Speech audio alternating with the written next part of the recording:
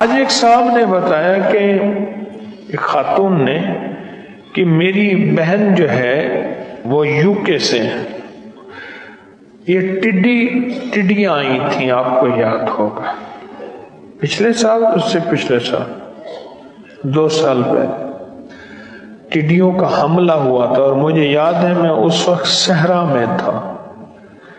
اتنی تھی کہ بندہ نا اتنی گٹھیاں بڑھ لے، اتنی لاکھوں کروڑوں تھی، اور وہ جس فصل پہ بیٹھتی تھی، جس درخت پہ بیٹھتی تھی، وہ ختم ہو جاتا۔ کہتی تھی کہ میری بہن نے اپنے شوہر سے پوچھا کہ ہماری زمینیں اور فصلیں کہاں کہاں ہیں۔ غور سے سنیے گا،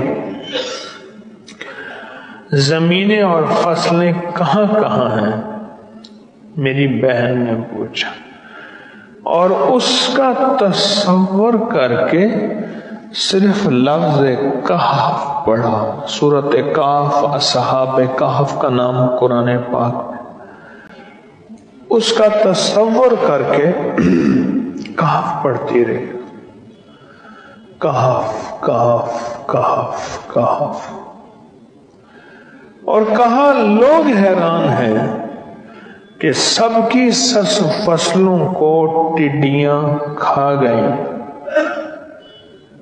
پر ان کی فصلوں پہ ٹڈیاں نہیں آئی۔ کہف، یہ دعائیں، یہ ذکر، یہ تسبیحاں، یہ مانگنا زندگی میں ایسے کام آتا ہے، دیکھ لیں ایسے کام آتا ہے۔